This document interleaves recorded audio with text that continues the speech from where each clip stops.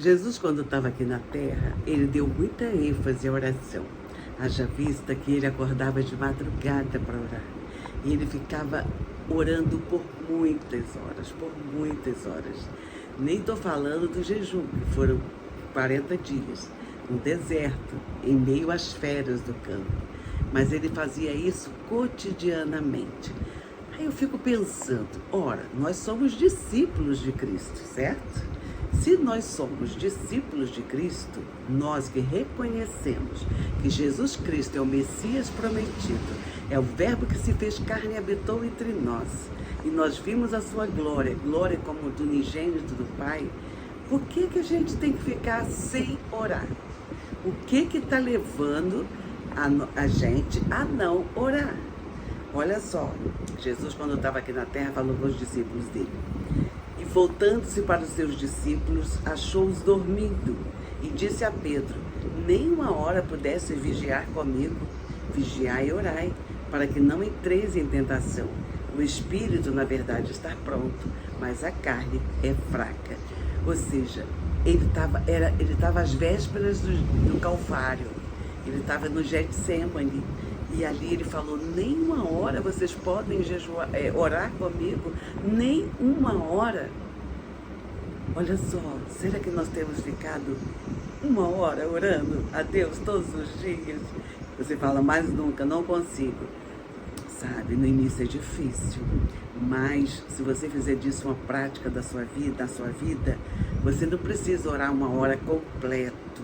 Se você puder, ótimo, você vai orar 1h30, 2, você nem vai sentir o tempo passar. Mas, se você não puder, você começa com 10 minutos, depois passa para 15, 20 e vai aumentando conforme a sua necessidade. Uma coisa eu aprendi desde criança. Eu, antes de sair de casa, eu fazia minha devocional, que era leitura da Bíblia e oração. Eu lia só um capítulo, tipo principalmente Salmo. E aí eu lia um Salmo menor e orava. E depois, quando eu voltava antes de dormir, eu lia um texto maior da Bíblia. Mas é importante que nós façamos disso um estilo de vida, sabe?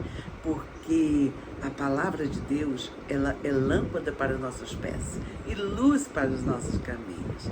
E é o Espírito de Deus que nos ilumina. E se é Ele que nos ilumina, Ele vai nos iluminar naquilo que nós temos aprendido sobre a palavra de Deus, sabe? Então, nós temos que ficar atentos para que nós possamos praticar a palavra de Deus. E não, de hipótese alguma, deixar de conversar com o nosso Deus. Porque quando nós oramos, nós conversamos com Deus. E quando a gente lê a Bíblia, é Deus falando conosco.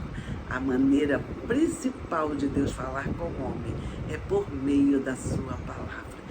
Não sei se já aconteceu com vocês, obviamente que sim, porque todo mundo que tem Jesus, que lê a Bíblia, o Espírito vai iluminando e tem algumas palavras que saltam aos nossos olhos, não é verdade? Elas saltam e a gente percebe: ai Deus, isso foi para mim hoje, muito obrigada, Senhor. E às vezes a gente estava com problemão, com ansiedade, que não deveria de estar, mas o nosso coração fica, e de repente vem aquela palavra e ela chega e ela dissolve aquela ansiedade, ela tira aquela tristeza, porque é Deus falando conosco. Não é verdade? A Bíblia não só tem palavras de encorajamento, não. Ela tem palavras, às vezes, duras. Haja vista que Jesus também falou para os seus discípulos: duro discurso, eles falaram, duro discurso é este. Jesus: queres parar de me seguir? Estou parafraseando. Queres parar? Não, Senhor, tu tens a palavra de vida eterna. Então, nós estamos do lado daquele que tem a palavra de vida eterna. E é por isso que a gente tem que guardá-la no nosso coração, para a gente não pecar contra Deus. Se nós tivermos a palavra em nossos corações, se estivermos lá toda a palavra e a gente guardar no coração, porque tem assim, ó: guarda a palavra no meu coração para não pecar contra o meu Senhor. É contra ti, mas eu falei sobre o meu Senhor, nosso Senhor. Porque quem tem Jesus, Ele não é só Salvador, Ele é também Senhor e Mestre, não é? Então, Vamos praticar a oração. Vocês vão perceber que depois que vocês começarem a orar, vocês vão sentir uma paz, mas uma paz tão grande, que vocês vão falar, gente, por que eu não fiz isso antes? Não é verdade? Então, ore, busque ao Senhor. Ore, mas ore de verdade, coloque diante do Senhor todas as suas angústias, as suas ansiedades, aquilo que você está mais precisando no momento. Faça isso e Deus ouvirá a sua oração.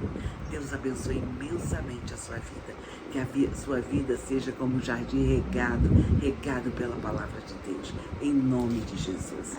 Abraço grande, tchau.